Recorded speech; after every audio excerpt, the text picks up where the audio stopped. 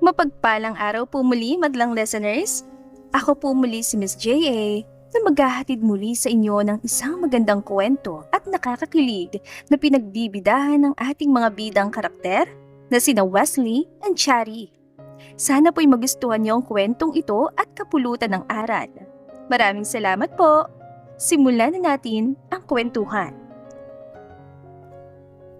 Ako si Syra. Isang simpleng vendor na araw-araw nakatayo sa gilid ng kalsada. Nagtitinda ng kwek-kwek at fishball habang nakikipagsabayan sa init ng araw at ingay ng mga jeep. Hindi ako marangyang mangarap. Hindi rin ako naghahanap ng engranding pagbabago sa buhay ko. Pero hindi ko inakalang dahil lang sa isang pirma, magbabago ang lahat. Hindi ko inakalang isang araw, sasabihin sa akin na buntis ako. At hindi lang isa, kundi 6. At ito ang kwento ng buhay ko. Mainit pa! Kwek-kwek, fishball, squidball! Hoy kuya, huwag mo namang ubusin lahat ng sauce, may susunod pang bibili! Sigaw ni Chari at mabilis na nagtutuhog gamit ang 2 kamay. Te, dagdagan mo naman ng pipino oh! Reklamo ng isang estudyanteng naka-uniform. Kung gusto mo na maraming pipino, dagdag ka rin ng bayad. Chari, parang namumutla ka ngayon ah. Pansin ng katabing tindera na nagtitinda ng isaw. Kasi hindi pa ako nakakakain since kanini. Unahin muna natin ang kita bago tayo magsakit-sakitan. Pero totoo ngang ilang araw na siyang nakakaramdam ng kahinaan. Akala niya lang talaga ay pagod lang mula sa pagtitinda ng buong araw. Hanggang sa isang umaga, matapos niyang sumali sa libreng medical check-up na inorganisa ng barangay na akala niya'y simpleng health screening lang, ay pinaupo siya ng nurse sa isang hiwalay na kwarto. Ma'am Chari, may kailangan po kaming sabihin sa inyo. Sabi ng nurse na kasamang isang doktor. Ha? Kailangan ko na ba mag-diet? Sabihin na po agad dati ha, hindi ako sanay maghintay at kabahan na matagal. Nagkatinginan ng 2 medikal na tauhan bago magsalita ang doktor. Ma'am, buntis po kayo. Parang biglang tumigil ang lahat sa paligid niya. Mga ilang segundo siyang nakaawang ang bibig bago makapagsalita. Ha? Excuse me po, baka naman nagkamali kayo ng pangalan o ng resulta ng test. Naulit na po namin ang test, ma'am. Positibo po talaga. Pag-uulit ang doktor. Napahawak siya sa gilid ng mesa para makahinga na maayos. Dok, imposible po yan. Wala po akong boyfriend. Wala rin akong panahon para sa ganung bagay. Maaring kailangan po nating suriin muli ang inyong medical history. Maingat na sagot ng doktor. May record po kasi kayo ng paglahok sa isang programa na may kinalaman sa fertility assistance nung nakaraang buwan. Assistance? Yung pinirmahan ko nun sa isang clinic? Sabi nila libre lang na health screening at may makukuha pang maliit na allowance. Akala ko blood test at check-up lang yun. Teka, sandali lang po. Ano pong klaseng screening ba talaga yun? Sa kabilang dako ng lungsod, nakaupo sa kanyang opisina sa 35th floor ng isang modernong gusali si Wesley. Hindi niya pa alam na may bagay na hindi pumapasok sa kanyang mahigpit na plano. Sir, confirm na po ang profile ng surrogate na napili natin. Sabi ng kanyang legal consultant sa speakerphone ng kanyang smartphone. Lahat po ay nasa schedule na tulad ng napag-usapan. Good. Ayoko ng mga surprise at lahat dapat nakaayos na mabuti. Of course po sir, lahat naman po ay nakadokumento na maayos. Tugon nito. Everything should be precise. Yan naman talaga ang punto ng pagpaplano. Samantala, palabasan ng health center si Chari at halos maiyak na habang kinakausap pa rin ang nurse. Hindi pwedeng ganito lang. Oo, may pinirmahan ako pero walang sinabi sa akin na mabubuntis ako dahil doon. Sumagot ang nurse. Ma'am, maaaring nakasaad po yun sa consent form na pinirmahan niyo. Consent form na parang libro sa kapalat haba?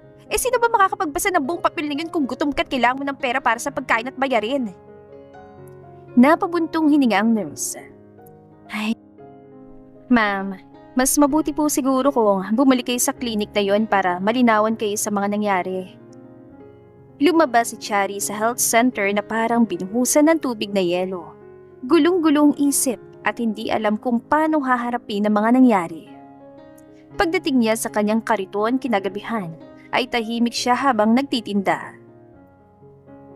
"Uy, bakit tahimik ka ngayon? Hindi ka naman nakasimangot ang ganito dati ah." Biro ng isang regular na suki na bumibili ng fishball. "Wala lang." Mahinang sagot niya, saka muling tumingin sa kanyang kaldero ng pinaglulutuan. "Uy, isa-isahin niyo naman ang order ha, hindi ako octopus para maraming kamay." Pero habang binibilang niya mga barya at perang kinita, hindi siya mapakali. Minsan pa'y napahawak siya sa kanyang tiyan na hindi pa naman halata. "Kung totoo man to, hindi ako papayag na tratuhin lang akong parang gamit o kasangkapan." Sa kabilang banda, naiinis na naman si Wesley nang makatanggap ng email notification sa kanyang tablet. "Sir, may nakita po kaming maliit na pagkakaiba sa mga dokumento na kailangan niyong suriin agad." "Ano na naman to?" Malamig niyang bulong habang binubuksan ng mensahe. Pinindot niyang intercom sa kanyang mesa. "Tawagan niyo agad ang fertility clinic. Ngayon na. Right away, sir." Ilang minuto pa lang ay nakausap na niya ang direktor ng klinika. "Explain." Maikli niyang utos. "Mr. Wesley, medyo may problema po sa mga dokumento ng isa sa mga surrogate candidate. Clerical error lang naman yan, di ba? Bakit kayo nagkakamali na ganito?" "Siguraduhin po naming maayos to. Kailangan lang po kasing i-verify ang ilang detalye tungkol sa identity ng kandidato." Sumandali siya sa kanyang upuan. "Ayoko na magulo na hindi naman dapat nangyari. Ayusin niyo to ngayon mismo." "Yes po sir, asikasuhin na po namin agad." Hindi nagtagal, inamin ng fertility clinic ang malaking pagkakamali na kanilang nagawa. 6 na embryo mula kay Wesley ang maling na implant kay Chari. Sa halip na simpleng health screening, napasama siya sa isang prosesong hindi niya lubos na naiintindihan at hindi niya talaga sinang-ayunan. Sa isang pribadong conference room ng klinika, unang nagharap sina Chari at Wesley. "Miss Chari," simula ng abogado ni Wesley, hawak ang isang folder ng mga papel. "Nais po naming linawin na si Mr. Wesley ang biological father ng mga batang dinadala niyo. Batay sa mga dokumento, may legal claim po siya sa mga bata." Sandali lang po." Putol ni Chari at mariing tinitigan ng abogado. "Huwag niyo akong kausapin na parang bagay lang ako. Hindi ako incubator para sa inyo. Tao ako, may damdamin at karapatan." Bahagyang tumigas ang panga ni Wesley, ngunit nanatili siyang tahimik bago magsalita. "Let's be rational about this. Hindi to personal. May kontrata na dapat sundin." "Kontrata?" "Oo, may pinirmahan ako noon. Pero hindi niya ipinaluwanag ng malinaw na magbubuntis ako. Sinabi niyong health screening lang at may allowance pa. Gutom ako noon. Kailangan ko ng pera para sa pagkain. Yung tinatawag yung informed consent, wala po yun sa akin." Sumingit ang direktor ng klinika. "We admit po na may malaking pagkakamali sa proseso. Hindi pagkakamali lang yon. Ito'y kawalan ng respeto sa aking katawan at buhay. May 6 na buhay na kasangkot dito."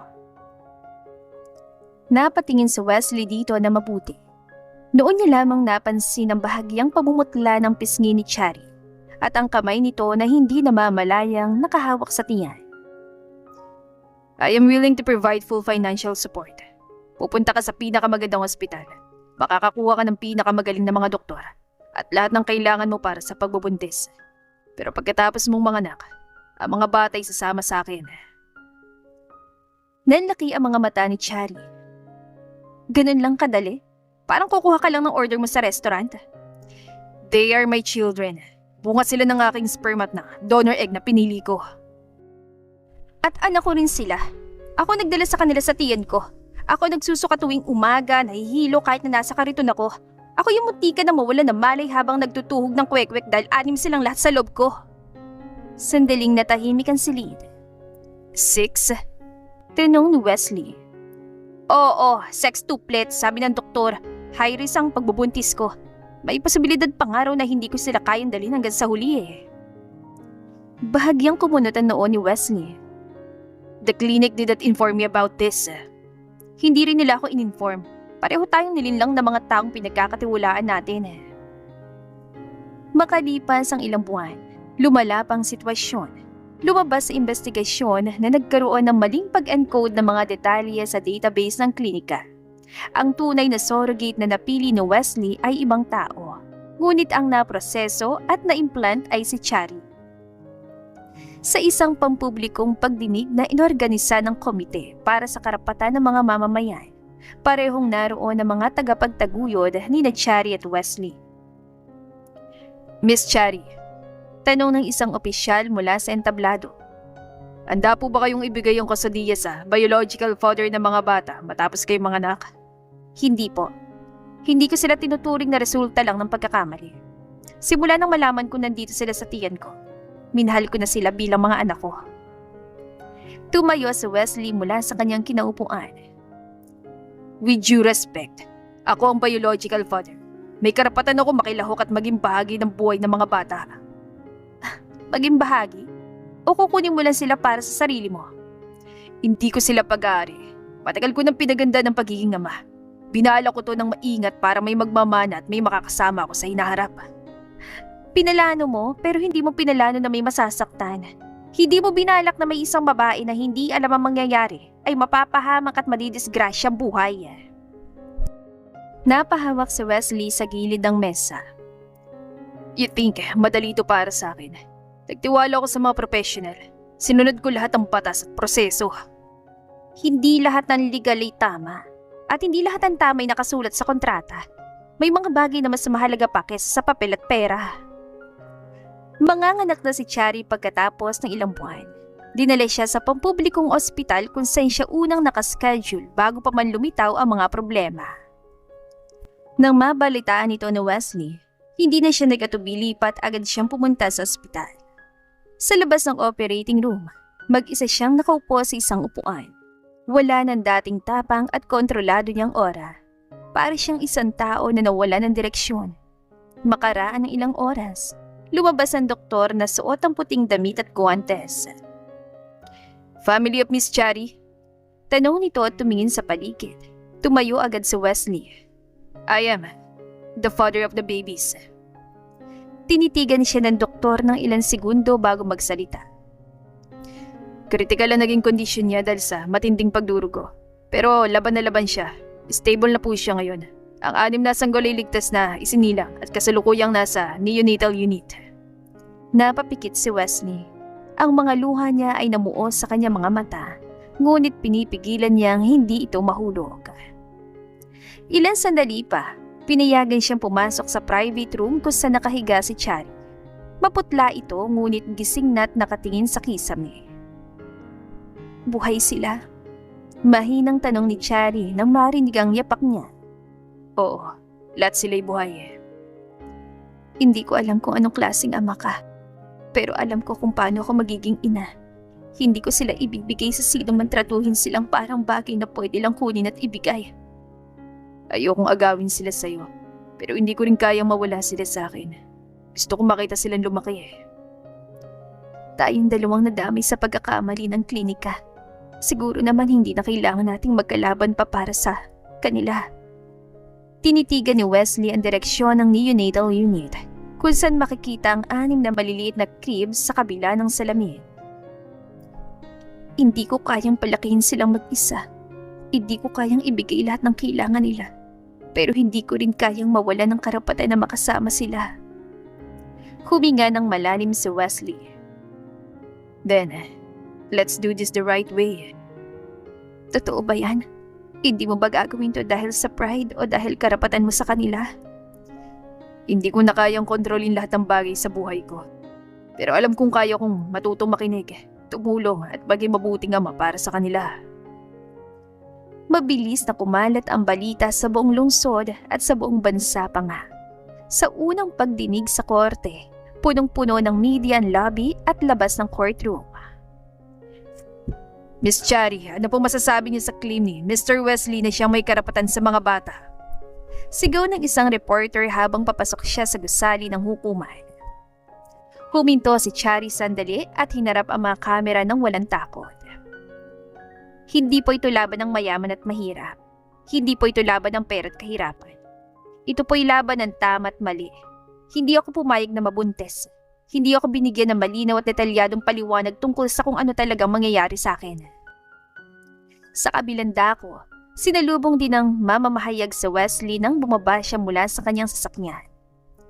Sir, plano niyo po bang ipaglaban hanggang huli para makuha mga bata? Tanong ng reporter. Gusto kong maging ama sa mga bata at yan ang totoo. Pero hindi ko rin makakalimutan na may mga taong dapat mananggot sa kung paano nangyari to. Hindi dapat mangyari ang ganito sa sinuman. Sa loob ng courtroom, seryoso at tahimik ang lahat habang nakaupo ang hukom sa entablado. Ang hukuman ay nag-utos ng mas detalyadong independent medical investigation. Pahayag nito. Hindi lamang ito titignan kung paano nangyari ang pagkakamaling paglipat ng mga embryo, kundi lalo na kung sinong may direktang pananagutan sa pagkakamaling ito. Agad na tumayo ang abogado ng fertility clinic. Your Honor, isolated clerical error lamang po ito at isang pagkakamali sa pag-encode ng data na hindi sinasadya. Napatingin si Chari sa kanila. Clerical error na nagdulot ng 6 na buhay na nakapasok sa isang sitwasyong hindi nila hiniling. Clerical error na muntik ng ikamatay ko. Pinatamaan siya na masamang tingin ng isa sa mga kinatawan ng klinika, ngunit hindi siya natina. Tinawag sa witness stand ang chief embryologist ng klinika, ang taong direktang namamahala sa mga prosesong kinasangkutan ni Chari. Pakisagot ng malinaw at tapat, sabi ng abogado ni Chari habang nakatayo sa tabi ng saksi. Meron bang malinaw at detalyadong written consent si Miss Chari para sa embryo transfer procedure? Nag-atubili ang embryologist bago sumagot.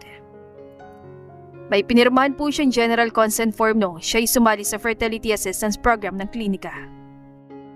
General lang? Singit agad ang hukom. Hindi ba dapat may specific consent para sa ganitong sensitibong pamamaraan, tulad ng implantation? Sumagot ang saksi. Opo, Your Honor, dapat po talaga.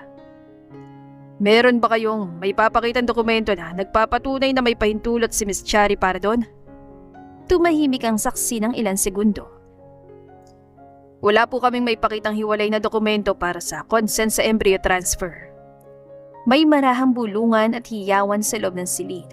Mga reporter naman ay mabilis na nagsusulat ng mga tala. Tumayo naman ang abogado ni Wesley. Your Honor, kahit man po may pagkakamali sa proseso, hindi may kakaila na si Mr. Wesley ang biological father ng mga bata. Ang genetic material na ginamit ay mula sa kanya. Humarap si Chari sa hukom. Your Honor, hindi ko po itinatanggi na siyang biological father.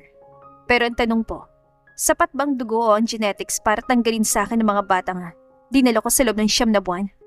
Ako po nagtiis ng paghihirap ng pagbubuntis. Ako po na ospital ng ilang beses dahil sa komplikasyon. Ako po muntik nang mamatay habang sinilang sila. Napatingin sa Wesley sa babae. Nakita niyang pagod at sakit sa mga mata ni Chari. Sa susunod na pagdinig, inilabas na ang resulta ng independent medical investigation na inuutos ng korte. Isang kilalang medical expert ang nagsalita mula sa witness stand. Based on forensic audit ng mga talaan at database ng klinika, paliwanag niya. Nagkaroon po ng database mismatch. Ang profile code ng tunay na napiling surrogate Mr. Wesley ay halos magkapareho sa profile code ni Miss Chari. Ang tamang proseso ng verification ay hindi nasunod na maayos dahil sa kakulungan ng sistema ng pag-check. Hindi ba't meron double check protocol para sa ganitong sitwasyon? Tanong ng hukom. Opo, Your Honor. Meron pong ganitong protocol. Pero sa kasong ito, isang staff member lamang ang nagsagawa ng verification dahil umano sa kakulangan sa tauhan ng araw na isinasagawang proseso. Tumayo si Wesley.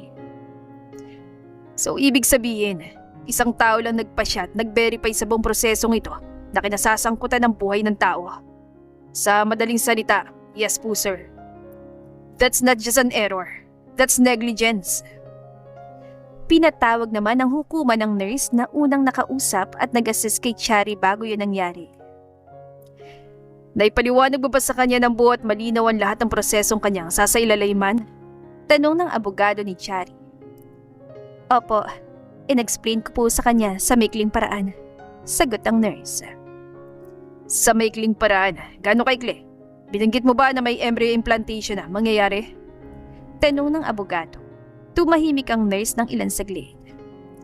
Hindi ko po sigurado kung eksaktong nabanggit kong salitang implantation. Sigurado ka ba o hindi? Tanong muli ng abogado. Hindi po, Your Honor. Hindi ko po ito eksaktong binanggit. Anito.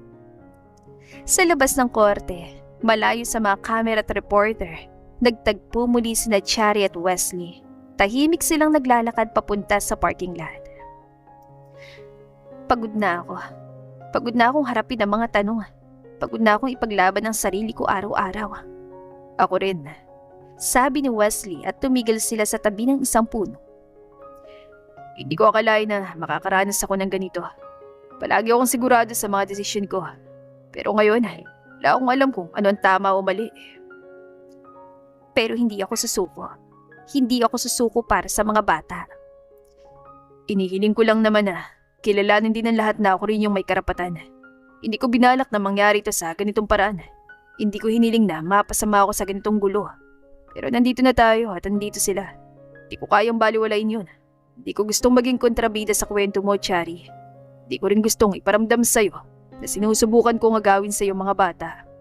Pero hindi rin ako papayag na burahin lang ako sa buhay nila. Gusto kong makilala sila. Gusto kong gabayan sila bilang ama. Hindi kita tinuturing na kaaway. Ang gusto ko lang naman kilalanin ng batas na may pagkakamali at may mga taong dapat managot sa kung ano nangyari sa akin. Sa huling pagdinig bago ang pagbibigay ng pansamantalang desisyon, tahimik ang buong courtroom habang nagsasalita ang hukom. Batay sa mga ebidensyang iniharap at sa resulta ng independent investigation, simula nito. Ang pangunahing issue ngayon ay ang medical negligence na ginawa ng fertility clinic. Para sa kapakanan ng mga bata, ang pansamantalang kustodiya ay mananatili sa kanilang ina na si Miss Chari. Gayunpaman, bibigyan din ng regular na visitation rights si Mr. Wesley. Nagkatinginan sina Chari at Wesley. Bukod pa rito, dagdag ng hukom, ang fertility clinic ay sasailalim sa hiwalay na kasong sibil at administratibo. May sapat na batayan upang imbestigahan ang direktang pananagutan ng mga tauhang kasangkot sa pagkakamaling ito. Maaari pa itong magresulta sa pagsasara ng klinika at pagkakakulong ng mga responsable. Kahit patuloy pa rin ang usapan at pagdinig sa korte, hindi naputol ang mga pagbisita ni Wesley. Halos araw-araw na siya makikita sa bahay o mas tamang sabihin sa townhouse ngayong tinitirahan na ni Chari at ng 6 na sanggol. Hindi niya pinayagan na manatili pa sila sa dating masikip nilang kwarto sa likod ng palengke. Chari, 6 ang mga bata. Seryoso niyang sabi isang hapon habang pinagmamasdan ng 2 yaya na abala sa pagpapalit ng lampin. Hindi sila makakagalaw ng maayos doon at baka pa magkasakit sila dahil sa kulang na espasyo. Napakross arm si Chari. Alam ko naman yun, hindi ako bulag o bobo para hindi makita yung pagiging mahirap ko. Then, lumipat na kayo dito ng permanente. Sagot kong renta, bayad kong tubig at kuryente, pati na rin ang sahod ng mga yaya. Hindi ko hilingin na bayaran mo kahit 1 sentimo. Teka lang ha, parang ang dating, parang ikaw na yung may-ari ng lahat . Huminga siya ng malalim para pigilan ng inis. Hindi yun ang punto ko, Chari. Ano nga bang punto? Gusto kong maging maayos ang buhay nila. Kung kailangan kong gumastos para sa kanila, gagastos ako. Hindi ko kayang ipagkait sa mga batang lahat na makakaya ko. Sa totoo lang, kahit pa magmatigas si Chari, alam niyang hindi sapat ang kinikita niya noon sa pagtitinda ng kwek-kwek at fishball para sa 6 na sanggol. Mga bote ng gatas pa lang ay halos umabot na sa kalahati ng kanyang buwan ng kita. Kaya sa huli, tinanggap niya ang alok. Pero hindi ibig sabihin nun ay papayag na siyang ipamukha sa kanya na wala siyang karapatan. Isang umaga, naabutan ni Wesley na parang may maliit na giyera sa sala ng bahay. Mga laruan ay nakakalat at ang isang yaya ay mukhang napapagod na makipagtalo. Ano nangyayari dito? Sir, ayaw po kasi ni Ma'am Chari na maglagay tayo ng baby monitor sa bawat kwarto ng bahay. Reklamo ng yaya habang hawak ang isang monitor. Anong problema sa baby monitor? Tanong niya kay Chari na ngayon ay naglalagay ng mga pinggan sa mesa. Hindi ako sanay na parang nasa bahay tayo ng pulis o may CCTV sa bawat sulok. Baka pati pag-ubo ko o pagbuga ng hangin naka-record pa. Para lang yun sa kaligtasan ng mga bata, Chari. Para alam natin kung may mangyari sa kanila habang natutulog. Alam ko naman yun, pero wala naman tayo sa airport o sa mall para kailangang bantay ng camera lahat. Napahawak si Wesley sa sentido. Chari, practicality lang naman to. At ako rin naman practical Hindi porket ikaw yung nagbabayad ng lahat, wala na akong boss sa mga bagay na to. Ako pa rin ang ina nila, no? Fine. Isa na lang sa hallway lang at harap ng nursery. Hindi na sa loob ng mga kwarto. Minsan naman, biglang nagdala si Wesley ng isang interior designer sa bahay na hindi man lamang nagpaalam. Pagpasok ni Chari sa nursery room, muntik na siyang mapahiyaw sa gulat. Uy, ano to? Parang hotel suite na may team na baby luxury. Pulat kulay cream ang pader. May mga imported na crib na mukhang napakamahal. At may humidifier at air purifier sa bawat sulok ng silid. Mas magandang ventilasyon dito. Paliwanag ni Wesley at tinuro magamit. At hypoallergenic pang pintura ng pader para hindi sila magkasakit. Lumapit si Chari sa isa sa mga crib at hinawakan ang kahoy na gilid nito. Magkano kaya ito isang piraso? Hindi mo na kailangang malaman yun. Basta, alam mong ligtas at maganda para sa kanila. Hindi pwedeng ganun. Kung ganito kamahal ang bawat gamit na binibili mo para sa kanila, baka paglaki nila isipin nilang normal ang pagbili ng mga mamahaling bagay. Baka makalimutan nilang hindi lahat ng bagay sa buhay ay madaling makuha o binibili lang ng pera. Gusto mo bang bawasan ko? Magtipid ako sa mga gamit nila? Hindi naman. Gusto ko lang magkaroon ng balanse. Baka naman mamaya bibili ka pa ng diamond na pacifier para sa kanila. Isang gabi ay naabutan ni Chari sa Wesley na hawak ang isa sa mga sanggol na hindi mapakali at umiiyak ng malakas. Mukhang nawawala na ito ng pag-asa kung paano nito mapapatahan ng bata. Ano ginawa mo para mapayak mo siya ng ganito? Tanong ni Chari. Wala naman bigla na lang siyang umiyak habang hawak ko siya. Sinubukan ko pang kantahan yung Twinkle Twinkle Little Star pero parang lalo pa siya nainis. Kailan huling palit mo ng lampin? Napatingin si Wesley sa tabi kung saan nakatayo ang yaya. May checklist tayo para sa magawain, di ba? Sino ba nakasign ngayon para magpalit ng lampin? Sir, ikaw po naka-assign sa oras na ito. Sagot ng yaya na may pigil ng ngiti sa labi. Napailing si Chari at kinuha ang sanggol. Hindi lahat ng bagay sa buhay ng mga bata na dadaan sa checklist o schedule, Wesley. May mga bagay na kailangan mong maramdaman at intindihin. Maya-maya pa, biglang umiyak ang isa pang sanggol at sunod-sunod na rin ang 3 pang kasama sa nursery. Bakit parang may group chat sila para sabay-sabay umiyak? Bulalas ni Wesley at ang mamadaling tumakbo papunta sa nursery. Told you! Tawa ni Chari habang sinusundan siya. Teamwork yan ng mga bata, sabay-sabay sila sa lahat ng bagay. Sa gitna ng sabay-sabay na iyakan ang 6 na sanggol at ng magulong gabi sa townhouse, walang sino man ang handa sa kung ano pa ang darating. Umaga yon nang tumunog ang phone ni Chari. Hello? Yes po, Attorney Santos? Now na? Sige po, pupunta kami agad. Sinundo niya sa Wesley muna sa kanyang kondo. Tumawag ang lawyer at may urgent meeting daw. Nang makarating sila sa law firm, seryoso mukha ni Attorney Santos habang inilalagay ang makapal na folder sa mesa. May bago tayong natuklasan at hindi ito maganda. Sobrang hindi maganda. Nagkatinginan sina Chari at Wesley. Ano na naman to, attorney? Tanong ni Wesley, hawak-hawak ng kanyang phone parang handang i-record lahat. Hindi lang aksidente ang lahat na nangyari. Diretsyong sabi ng abogado. Yung klinika, nagpapatakbo sila ng tinatawag nilang Medical Assistance Program mula pa nung ilang taon na. Sa ilalim ng libre nilang check-up at konting allowance, may nakatagong consent form pala para sa mga advanced reproductive procedures. Yung mga high-tech na pamamaraan sa pagbubuntis. Advanced reproductive procedures? Parang yung mga risky at complicated na yun, di ba? Tumango ang abogado habang binubuksan ang folder.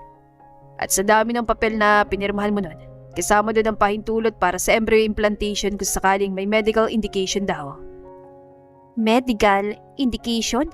Anong sakit meron ako nun? Hindi ako may sakit. Gutom lang ako at kailangan ng tulong. Wala akong naramdaman na kahit na ano. Wala rin silang sinabi tungkol sa ganitong bagay. Ito na yung punto. Dagdag ni Attorney Santos. Hindi klaro yung paliwanag dahil puro technical terms lahat. Sa papel, may pirma ka nga, but walang kahit isang ebidensya na ipinaliwanag to sa'yo ng parang maiintindihan mo talaga. Parang ibinigay lang sa'yo at pinilit na pirmahan agad. So, hindi lang basta simpleng pagkakamali pala ito. Hindi po. Mariing sagot ng abogado. Parang systematic to, planado. Target nila yung mga pasyenteng walang pera at hindi ganong alam tungkol sa mga legal na termino. Madaling mamanipula, madaling mapapirma. Napahawak si Chari sa mesa para makatayo na maayos. Parang biglang nanghihina mga tuhod niya. Ginamit nila ako dahil mahirap ako. Ginamit nila yung sitwasyon ko para mapakinabangan. Ilang araw pagkatapos noon, muling nagkaroon ng hearing sa korte. Ang silid ay punong-puno ng mga tao. Batay sa bagong ebidensyang ipinakita ng prosecution, sabi ng hukom habang tinitignan ng mga dokumento sa harap niya. mukha nang hindi lamang medical negligence ang kaso na ating hawak, kundi posibleng fraud at exploitation ng mga mahihinang individual. Pagkatapos noon, tinawag sa witness stand ang dating staff ng klinika na si Maria na may dalang sworn statement. Noong nandun po ako sa klinika, may kota kami bawat buwan. Kapag may pumapasok sa medical assistance program, kailangang mapapirma agad sa buong set ng consent forms. Hindi na po kami pinapahaba pang orientation o paliwanag kasi baka mag-isip-isip at mag-back out yung pasyente. Alam ba ng management to? Pinapayagan ba nila? Tanong ng abogado ni Chari at Wesley. Opo, may memo pa nga po silang ibinigay na nagsasabing huwag na masyadong mag-explain ng detalyado para mabilis matapos at makapagpatuloy agad sa susunod na pasyente. Sagot nito. Biglang tumayo si Chari. So, alam niyong hindi naiintindihan ng mga tao kung ano yung pinipirmahan nila? Alam niyong ginagamit niyo sila? Opo. Mahinang sagot ni Maria at napapayuko na. Hindi po namin gusto pero kailangan namin ng trabaho. Hindi ako nagkamali ng basa. Hindi nila talaga sinabi ng maayos kung ano talaga yon. Binigyan lang nila ako ng pera at pinilit akong pirmahan. Sa labas ng korte, sinalubong sila ng mga mamamahayag na may hawak na mics, cameras at smartphone na nakatutok sa kanila. Miss Chari, ano po ang reaksyon niyo ngayong lumabas na ang totoo? Tanong ng isang reporter. Tumingin diretso sa Chari sa kamera, kahit pa basa ng kanyang mukha ng luha. Hindi lang to tungkol sa akin. Ilan pa kaya mga taong pumirma ng mga papel na hindi nila naiintindihan? Ilan pa kayang ginamit lang dahil mahirap sila at walang makakapagsalita para sa kanila? Hindi na lang to tungkol sa custody ng mga bata ngayon.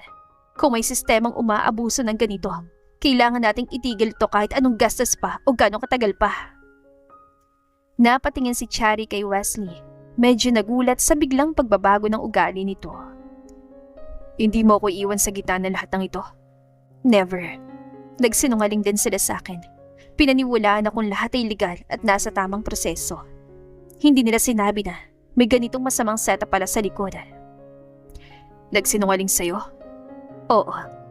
Binayaran ko lahat ng gastos dahil akala ko standard na surrogacy arrangement lang to. Hindi ko alam na ginamit nila yung sitwasyon mo at yung ibang mahihirap para patakbuhin tong ganitong programa na puro kasinungalingan.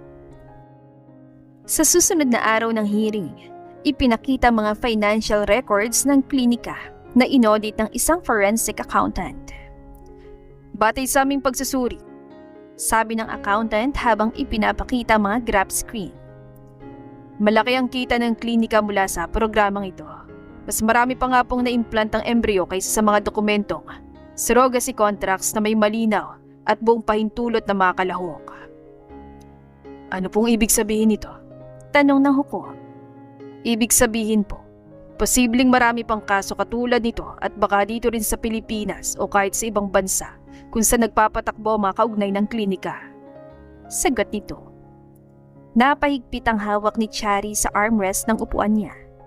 Ang galit ay bumabalik pero kasama na rin ang determinasyon na labanan ang sistema. Pagkatapos ng hearing, nag-usap sila sa hallway ng korte, malayo sa mga mata ng media. Hindi lang ako nasaktan dito, pati yung mga bata. Nadamay sila sa ganitong kalokohan. Paano na lang kung may nangyari sa kanila o sa akin dahil sa mga hindi alam na pamamaraan? It's okay to be mad, Chari. May karapatan ka talagang magalit. Sinaktan ka nila at ginamit ka nila. Kailangan kong labanan to. Kung mananahimik ako, patuloy lamang silang gagawa nito sa iba pang tao at baka mas marami pang mahihirap na maapektuhan. Tama ako dun. Kaya naman ako nandito para suportahan ka hanggang sa uli. So suportahan mo ko kahit baka mas matagal pa ito. Baka hindi mo na matapos yung usapan tungkol sa kustodiya ng mga bata. Oo naman. Hindi to laban mo lang. Ako rin naman ang ama ng mga bata. At pareho tayong biktima ng sistemang sobrang hindi patas. Basta magkasama tayo, makakaya natin to. Akala ko dati, ikaw ang kalaban ko sa lahat ng ito. Na gusto mo lang kunin ng mga bata at hindi ako pinapansin bilang ina nila. Ako rin. Nakatuon ako nun sa pagkuha ng mga bata na hindi ko man lamang naisip na tignan kung ano talaga yung mangyayari. Akala ko pera at posisyon lang ang kailangan para malutas lahat. Pero ngayon, tanong ni Chari. Ngayon, pareho na tayong nasa isang panig. Di naman ang pinakamahalaga, di ba? Umuwi sila sa townhouse na tinutuluyan nila ngayon at agad silang pumunta sa kwarto ng mga bata. Doon, nakita nila ang 6 na sanggol na natutulog sa malaking crib. Kung hindi dahil sa lahat ng to, hindi ko malalaman na kaya kong lumaban ng ganitong kalakas. Akala ko dati, mahina ako dahil mahirap ako pero hindi pala. Sobrang suplado at mayabang ako dati, no? Oo nga eh, sobrang bossy mo. Baka bukas balik ka na naman sa dating ugali mo, basta't maayos ang lahat. Hindi na siguro, marami na ako natutunan mula sa iyo eh. Sa isa pang hearing, inilabas ng prosecution ang lista ng mga original investors ng fertility clinic. Isa sa mga pangalan doon ang nagpahinto sa lahat ng tao sa loob ng silid. Ang pangalan ni Wesley. Hindi siyang nag-design ng medical assistance program. Hindi rin siya nag-utos na pagsamahin ng mga consent form. Pero siya'y parte ng board noong mga panahong yun. Isa siya sa mga nagbigay ng pera at binigyan ng kapangyarihan ng pamamahala ng klinika. Mr. Wesley, tawag ng hukom. Kinikilala mo ba ang iyong pangalan sa listahan ng board members nung ilunsad ang programa na ito? Yes, Your Honor. Ako po ay isa sa mga unang investors, pero hindi po ako kasali sa daily operations ng klinika. Gayunpaman, dagdag ng hukom. Bilang board member, may fiduciary responsibility ka sa mga patakaran ng institusyon na iyong pinasukan. Sandaling tumikhim si Wesley bago sumagot. Naiintindihan ko po, Your Honor. Paglabas ng korte, hindi siya agad kinausap ni Chari. Una itong naglakad patungo sa parking area. Chari, tawag niya. Huminto ito pero hindi agad lumingon. Bahagi ka talaga nun? Oo, investor ako nun. Pero wala akong alam sa ganitong sistema na kanilang ginawa. Hindi mo alam, pero parte ka pa rin. Hindi ko sinasadya, pero hindi ko rin may tatanggi na may responsibilidad ako. Kung naging mas maingat ako sa oversight na magagawa nila, baka hindi ito umabot sa ganito. Handa akong harapin ang kahinat na ng parte ko sa lahat ng ito. Paano? Kung mapapatunayang may kapabayan ng board, tatanggapin ko nga namang administrative penalty at magtatayo ako ng independent fund para sa mga pasyenteng naapektuhan ng programa. Sa mga sumunod na mga linggo, lumalim pa ang investigasyon. Lumabas ng isang board member na nangasiwa sa programa ang mismong nagdraft ng patakaran. Siyang nag-utos sa pagsamahin ng mga consent form para mapabilis ang proseso at madagdagan pa ang mga sumasali. Sa huling hearing ng administrative case, malinaw ng hatol. Batay sa ebidensya, pahayag ng kinatawan ng regulatory body, ang fertility clinic ay lumabag sa ethical standards at informed consent regulations. Ang lisensya ng klinika ay kukunin na. Ang mga direktang responsable kasama ng program director at 2 senior officers ay haharap sa criminal charges. At para naman sa board, dagdag dito, pinapatawan ng malaking multa at permanent disqualification sa anumang medical investment sa mga miyembrong napatunayang nagkulang sa oversight. at kabilang doon si Wesley. Pagkatapos ng desisyon, hindi siya umiwas sa mga reporter. Tinatanggap ko ang desisyon ng regulatory body. Malinaw niyang pahayag. Bilang investor nun, may pananagutan ako hindi ko maayos na binantayan ng mga patakaran ng klinika. Hindi sapat ang sabihin, hindi ko alam. Oversight is my responsibility. Naresolba ng pangunahing kaso. Pinagtibay ng korte ang Joint Parental Authority ni Chari at Wesley. Batay sa best interest of the children. Formal na kinalala ng korte na ang klinika ang may sala at nagsagawa ng sistematikong pananamantala sa ilalim ng programang iyon. Sa isang tahimik na gabi sa kanilang townhouse, magkatabi silang nakaupo habang tinitignan ng 6 na bata na naglalaro sa playmat. Hindi ko akalain na makakarating tayo dito, sabi ni Chari. Which part? Sa parte na hindi na tayo nagkakaabutan sa korte para magkalaban. Marami akong natutunan mula sa lahat ng ito. Like what? Na ang kapangyarihan, kapag hindi mo binantayan ng mabuti, maaari itong maging sandata laban sa mga taong mahina. Lumipas ang 7 taon. 7 taong gulang na sina Daniel, David, Dylan, Dominic, Daisy at Delilah. 6 na mukhang magkakatulad kapag nakatalikod ka lang. Pero kapag nagsalita na sila, sobrang iba-iba ng ugali at personality. Co-parenting pa rin ang setup ni Chari at Wesley. May sariling bahay si Wesley sa kabilang dako ng lungsod, samantalang si Chari ay nanatili sa kanilang townhouse at pinalawak at inayos ng konti. Para sa 6 na bata, normal na ang ganitong sistema. May mama house at may papa house sila. Isang Sabado ng umaga sa Papa House, sabay-sabay silang nakaupo sa dining table na puno ng pancakes, bacon at gatas. Papa! Tanong ni David habang may latak pa ng gatas sa mukha. Why aren't you and Mama living together in one house? Napahinto si Wesley sa pag-inom ng kape. Anong ibig mo sabihin, anak? Kasi sa school, sabi ni Kevin, Mommy and Daddy should be married para legal daw. Napakunatan noon ni Dominic. Legal naman tayo. Meron tayong birth certificate ah. Natawa si Daisy. Hindi yun ang ibig sabihin, Kuya Dong. Sumingit si Delilah na hawak-hawak ang kanyang pancake na may maraming sirup. Baka hindi lang talaga kayo bagay. Parang ketchup and ice cream. Hindi sila bagay. Oy! Reklamo ni Dylan. Hindi ko pa natitikman yon. Gusto kong subukan. Huminga ng malalim si Wesley at binaba ang kanyang tasa ng kape. Hali nga kayo rito, lahat kayo. Umupo tayo na maayos. 6 na pares na mga mata ang nakatitig sa kanya. Hindi kami kasal ng mama niyo. Mahinahon niyang pinaliwanag. Pero pareho namin kayong sobrang mahal. May mga magulang na nakatira sa isang bahay. Meron din namang hindi. Pero love doesn't get less just because we're not in the same house. Pero bakit parang just friends lang kayo? Tanong ni Daniel na nakahawak pa rin sa kanyang libro. Napangiti si Wesley. Masama ba kung maging magkaibigan kami? Hindi naman. Sagot ni Daisy.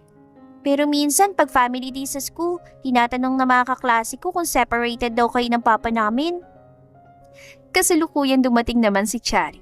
Dumating siya para sunduin ng 2 bata para sa birthday party ng isa nilang kaklase sa school.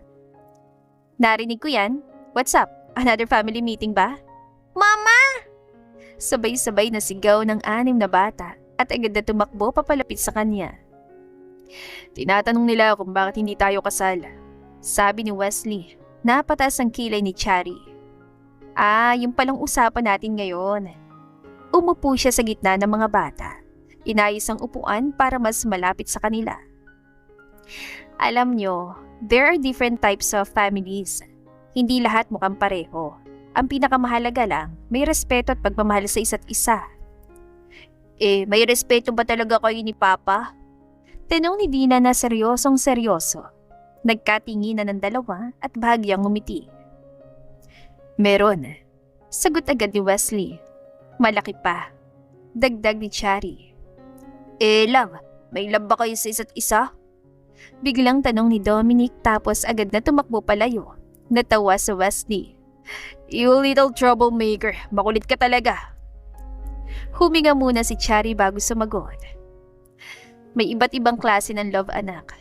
Hindi lahat ng love ay para sa pagiging mag-asawa. May love as parents, love as friends, at love for our kids. Iba-iba pero parehong totoo. Pero, masaya ba kayo?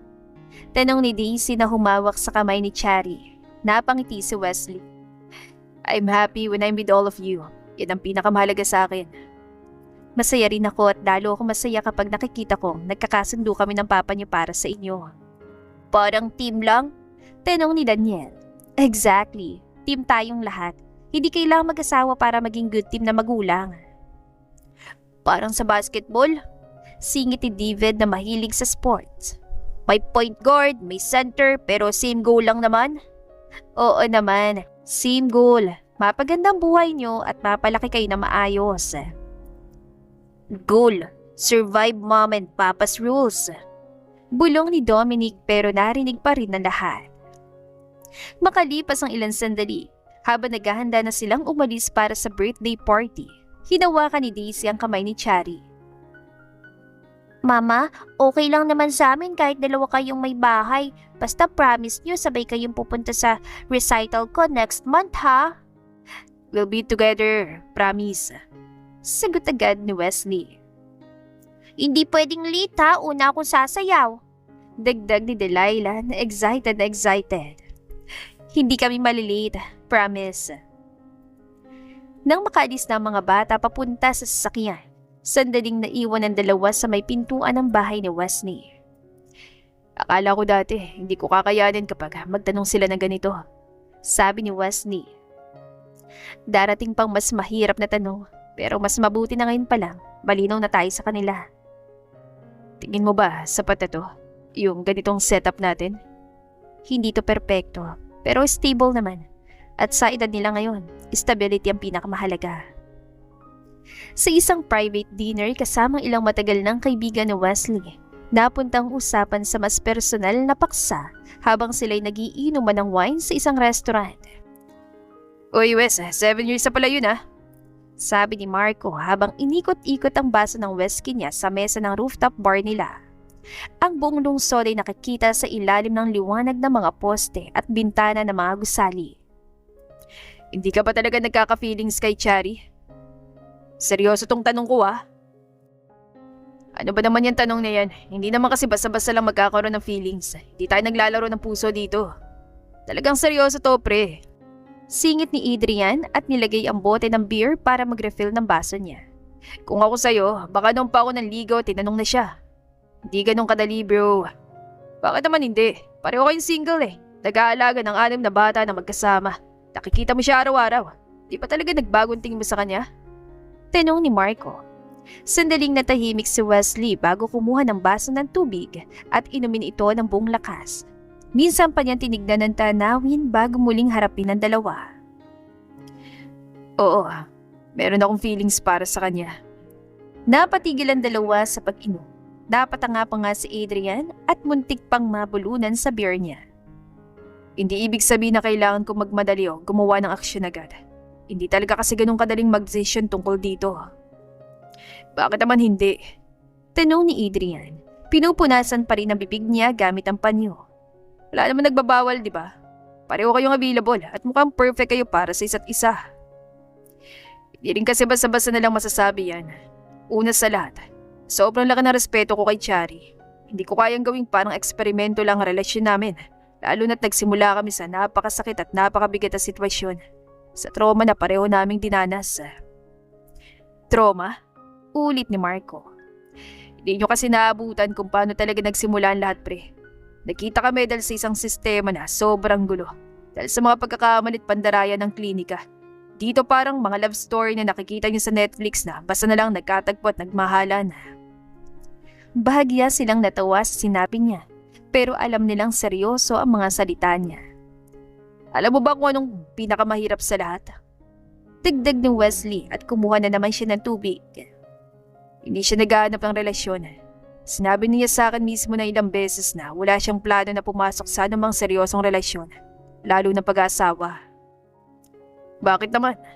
Tanong ni Adrian. Hindi siya naniniwala sa kasal o mas tamang sabihin, hindi siya naniniwala sa mga pangakong madaling baliwalayin.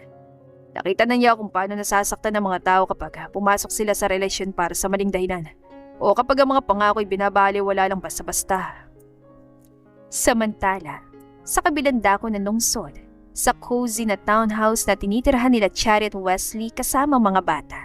Nasa kusina si Chari at naghahanda ng baon para sa mga bata bukas. Habang naglalagay ng prutas sa mangkok, biglang lumapit sa kanya si Daisy na nakasuot pa ng pajama na may print ng mga pusa. Mama, bakit wala kang boyfriend? Ha? Saan mo naman nakuha yung tanong na yan, anak? Bigla-bigla ka naman nagtatanong yan. Sabi ni Tita Carla kanina sa school, sobrang ganda mo daw mama, tapos sabi niya, dapat daw may lalaki na nililigaw sa'yo para masaya ka. Paliwanag ni Daisy. Napatawa si Chari at hinawakan ang mukha ni Daisy. Hinalikan pa ito sa noo. Hindi naman kailangang may boyfriend para maging maganda o masaya, anak. Okay lang naman mag-isa, lalo na kung masaya ka sa buhay mo ngayon. Si Papa Wes naman po.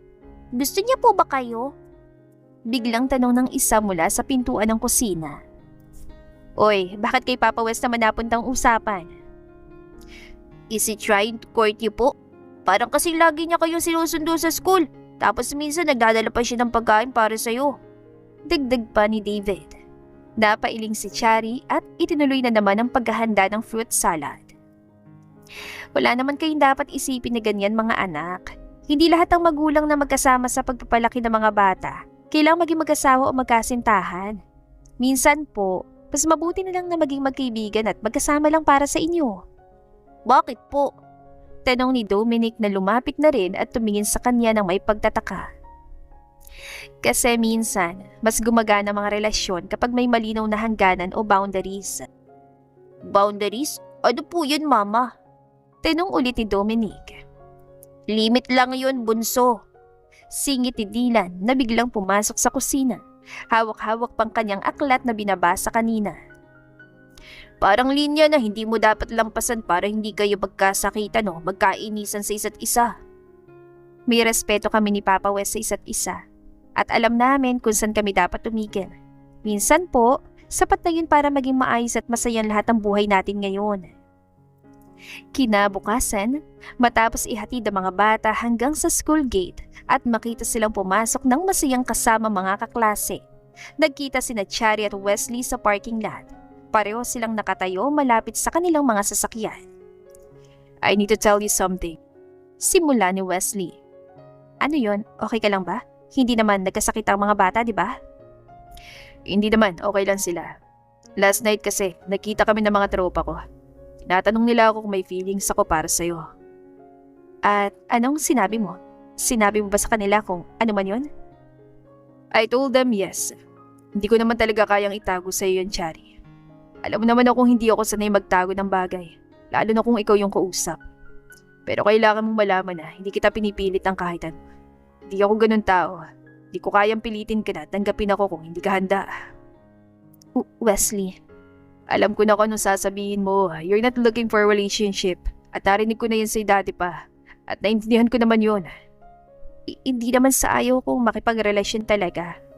It's just that, hindi pa ito yung pinakamahalaga sa akin ngayon. Ang dami na nangyari sa buhay ko mula sa kung paano ako ginamit ng klinika hanggang sa kung paano namin pinalaki ang mga bata na magkasama. Natuto akong umasa sa sarili ko muna, na maging sapat ako para sa sarili ko at para sa mga bata. Hindi ko kailangang umasa sa iba para makaya kong harapin ang buhay. Hindi ko naman gustong baguhin yun sa'yo. Ayokong maging isa pang bagay na kailangan mong ipag-alala. Ayokong maging dagdag pa sa mga pressure na nararamdaman mo araw-araw. Then, why tell me this now?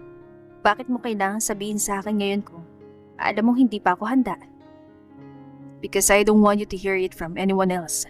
Ayoko may marinig kang chismis o usapan na hindi totoo. At ayokong isipin mong may tinatago ako sa'yo. Kailangan mong malaman ng totoo. I respect you too, you know. Alam kong hindi ka yung tipo na lalaki na basta-basta lang maliligaw dahil convenient lang o dahil sa mga bata. Nakikita kita araw-araw. Kung paano mo inaalagaan kami. Kung paano mo sinusuportahan ako sa lahat ng bagay. Alam kong totoo ang nararamdaman mo. Hindi naman talaga convenient ang pag-aalaga sa 6 na bata, no? Kung convenient lang yan, baka hindi ako makatagal ng 1 buwan. Exactly. Kung dahil lang sa kaginhawaan, hindi ka makakatagal ng 7 taon. Alam kong gagawin mo lahat para sa mga bata at para sa akin din. Alam mo rin naman na hindi ako naniniwala sa kasal bilang sagot sa lahat ng problema. Nakita ko rin kung paano nasisira mga tao kapag pumasok sila sa relasyon dahil sa pressure ng pamilya o dahil sa maling dahilan. Hindi naman talaga magtatagal yun. Hindi kita yayayain magpakasal, Chari. Hindi yun ang punto ng lahat ng ito. Hindi ako gagawa ng bagay na alam ko hindi mo gusto, hindi ka handa. Then, what is it about? Ano talagang gusto mong sabihin? It's about being honest with you and with myself. Ayokong magkunwari na wala akong nararamdaman. Darating man ang araw na pareho na tayong handa na ikaw na rin ay bukas na para sa isang relasyon. At pareho tayong handang buksan ng puso para sa isa't isa. Saka na lang natin pag-uusapan yun na maigi. Hindi ngayon, hindi dahil sa pressure ng iba. Lalong hindi dahil sa mga bata. Hindi natin dapat gamitin sila bilang dahilan para pumasok sa isang relasyon. What if that day never comes? Paano kung hindi ako makarating sa puntong handa na ako magmahal ulit? Then, we stay as we are. Partners in raising our kids, magkaibigan. Basta't magkasama tayo sa pag-alaga sa kanila, sapatayin sa akin. Hindi kita pipilitin na magbago ng isip para lang sa akin. Hindi ko ganap na sinasara ang pinto, Wes.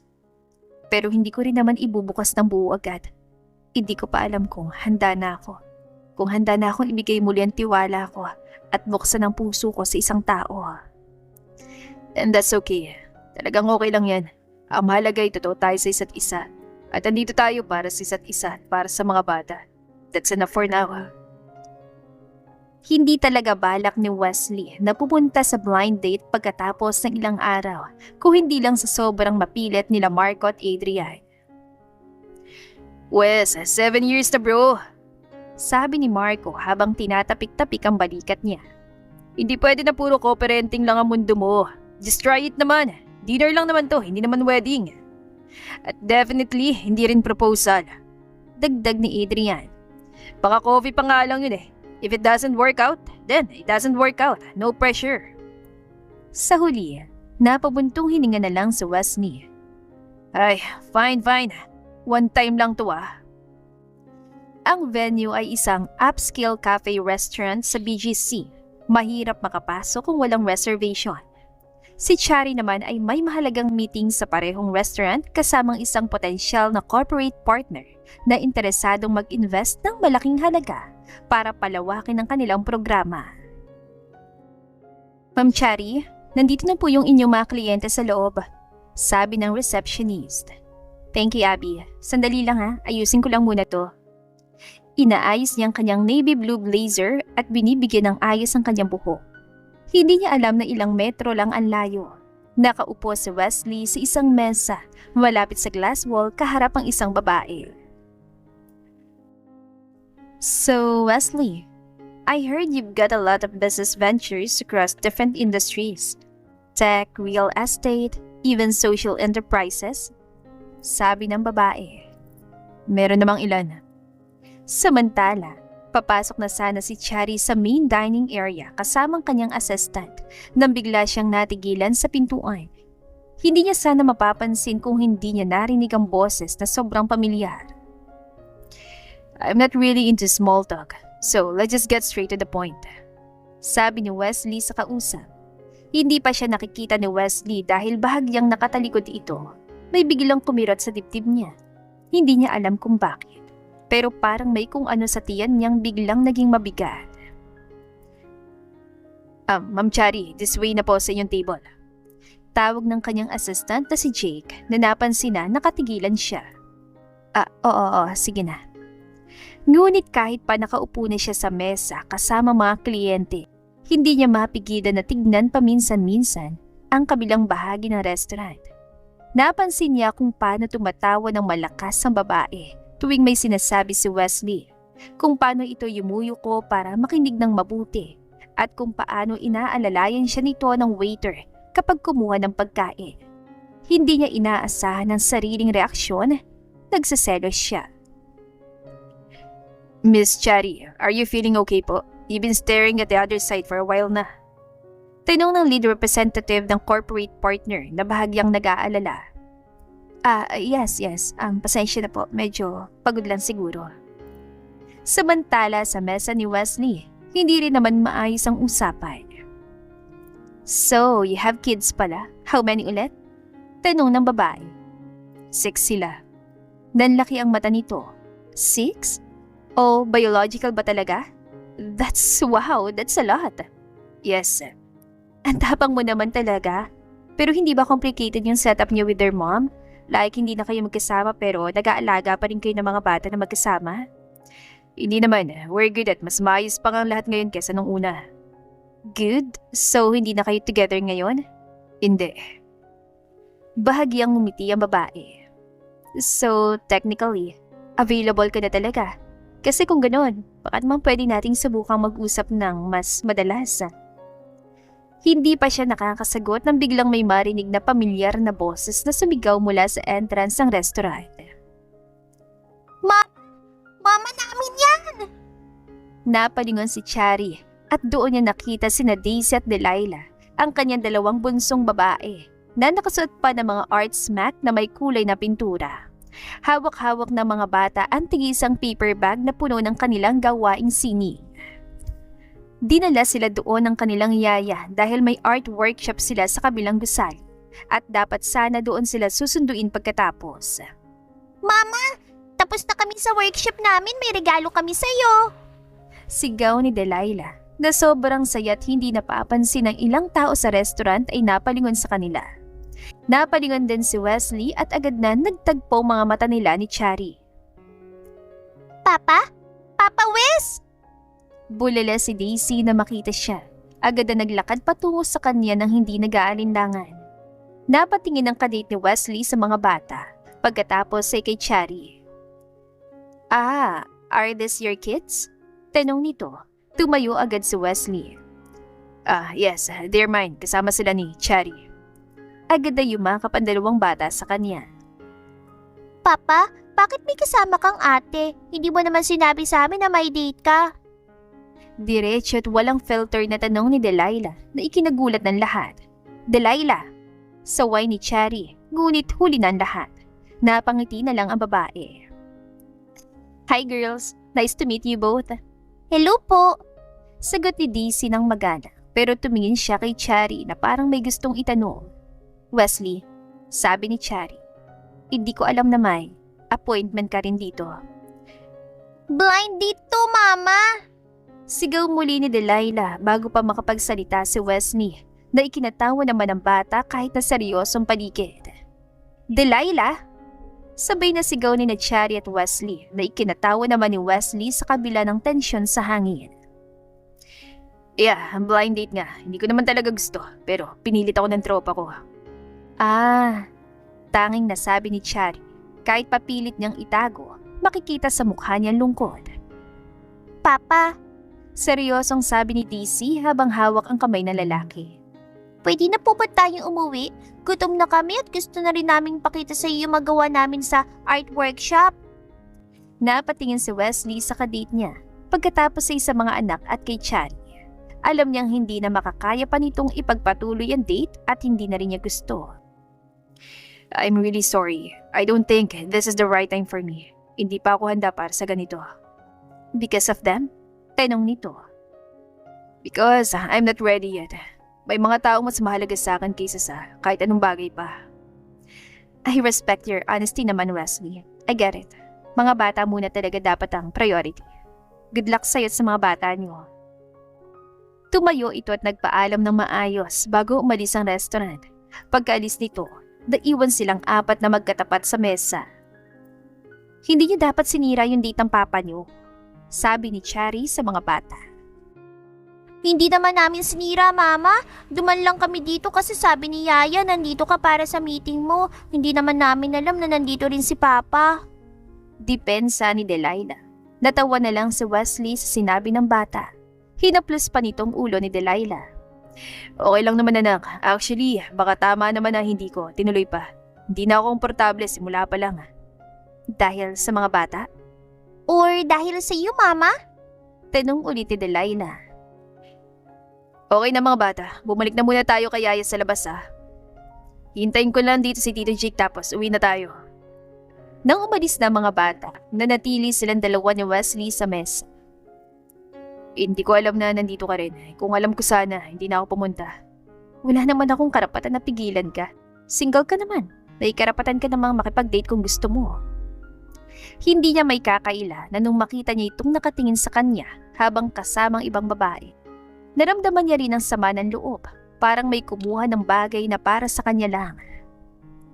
Hindi akong komportable, Chari. Hindi ko alam kung bakit. Pero na makita kita, parang biglang nawala lahat ng ganang ipagpatuloy pa yun. Ang 4 na bata ay nasa Papa House para sa kanilang weekend activity at naiwan kina Chari sina Danielle at Daisy na maaga nang natulog matapos ang long day sa school. Nag-text si Chari. We need to talk. Hindi about sa schedules or anything work-related. Hindi agad sumagot si Wesley, pero makalipas ang ilang minuto, naramdaman na ni Chari ang pagkatok sa pintuan. Nasa tapat na ito ng bahay. Anong klaseng serious talk to? Upo ka muna. Umupo si Wesley sa sofa sa tapat ni Chari. Diretso na ako. Let's try it. Try? Ano ba yun? Relationship. Are you for real? Hindi ko sinasabing I'm in love with you na. Pero hindi ko rin may tatanggi na may weird feeling ako tuwing may ibang babae na kasama ka. Kaya sabi ko sa sarili ko, why not give it a shot? Hindi ako makapaniwala. This is you were talking about. Lagi mo sinasabing ayaw mo na relasyon. Alam ko, and that was true before. Before? Takot ako. Takot ako masira ng maayos nating setup ngayon. Takot ako mawala ang respeto natin sa isa't isa kung pumasok ang romance at magkamali tayo. Napahawak si Wesley sa sentido.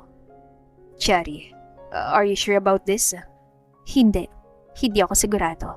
Pero hindi ko rin malalaman kung hindi ko susubukan. Why now? Kasi nung nakita kita sa restaurant, something hurt here at hindi ko na kayang magpanggap na wala. Hindi pa rin makasagot si Wesley. Forget I said anything. Baka mali itong pag-open up ko. Hindi. Wesley, kung hindi ka handa, okay lang. Hindi ko naman sinasabing kailangan nating ayusin to ngayon mismo. Hindi ako handa. I'm just shocked. Ilan taon ako nag-iingat na hindi ka ma-pressure. Tapos bigla mong sasabihin, let's try. Want me to make a PowerPoint presentation muna para ipakita ko yung pros and cons? Hindi naman. Gusto ko lang maintindihan na maayos. Simple lang naman. Hindi ako bulag. Nakita ko kung paano mo ako tinitignan. Kung paano ka umiiwas kapag feeling mong uncomfortable ako. Kung paano mo pinipili ang respeto kaysa sa sarili mong gusto. At naisip ko na baka hindi ako natatakot sa relasyon mismo. Baka natatakot lang ako sa maling tao. Pero ikaw, 7 taon mo nang pinapatunayan na you're not just anyone. Alam mo ba kung ilang beses kong gustong sabihin na I like you at manligaw. Pero bawat beses naalala ko kung paano tayo nagsimula. Ayokong isipin mong ginagamit ko lang ang sitwasyon para maging tayo. Hindi ko iisipin yun, Wesley. Teka lang. Kapag sinabing try, ano ba yun? Like going on dates?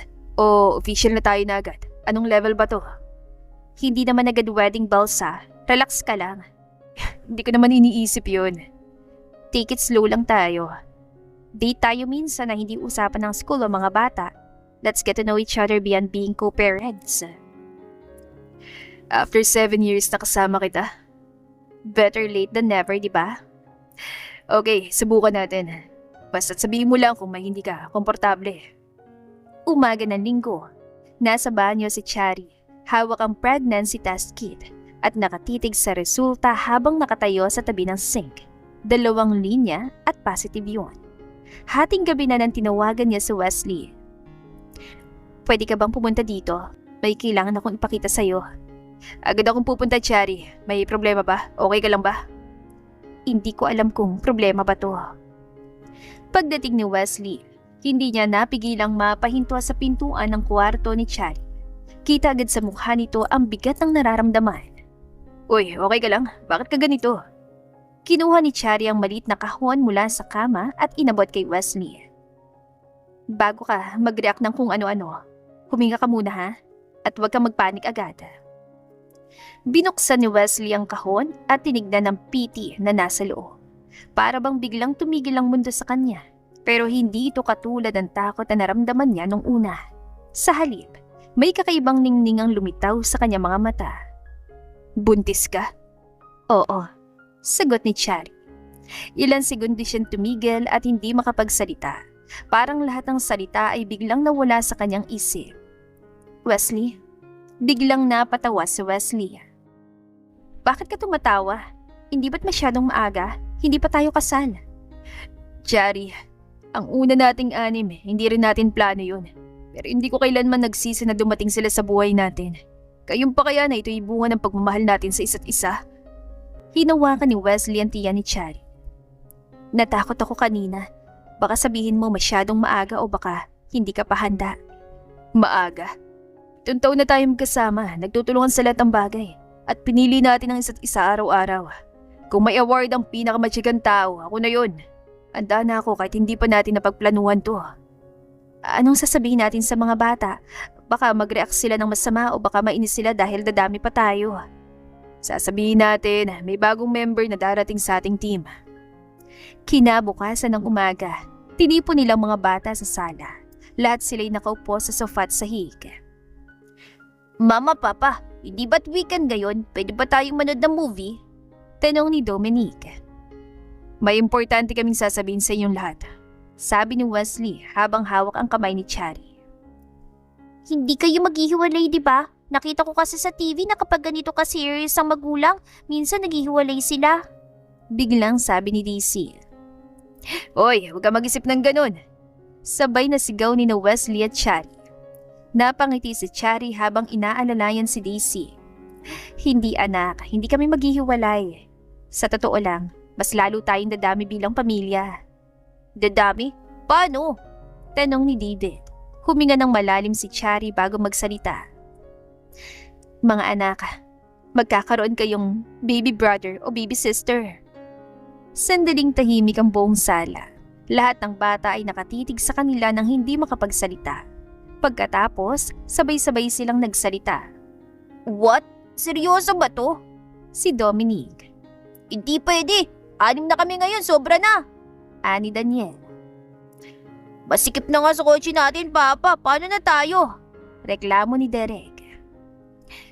Wait lang, sino mag-aalaga sa baby? May pasok pa kami, may training pa kami sa volleyball. Wika ni Dayan. Sana girl yun para may kakampi ako sa pagpili ng damit at pampaganda. Sabi ni Delilah. Hindi pwede. Kailangan boy para may kasama ko sa paglalaro ng basketball. Sambit ni David. Natawa si Wesley sa ingay at sigawan ng mga bata. Di ba't lagi nating sinasabi na team tayo? Well, dagdag na lang to sa ating team. Lahat tayo magtutulungan para sa baby, okay? Si Delilah ang unang tumayo at lumapit kay Chari. Yumakap siya sa tiyan ng kanyang ina at ngumiti. Hi baby, sana girl ka ha. Promise, tuturuan kita magayos ng buhok. Oy, hindi pwede. Dapat boy para matutong maglaro ng video games at basketball. Protesta ng 4 na lalaking bata. Ilang linggo matapos ang announcement na yon, inaya ni Wesley si Chari na simpleng dinner sa rooftop ng Papa House. Akala ko ba simpleng dinner lang to? Bakit parang may inaabangang bago? Tanong ni Chari. Simple lang naman to eh, sagot ni Wesley. Pagkatapos silang kumain, tumayo si Wesley at inayos ang kanyang damit. Lumapit siya sa tabi ni Chari at kinuha ang kamay nito.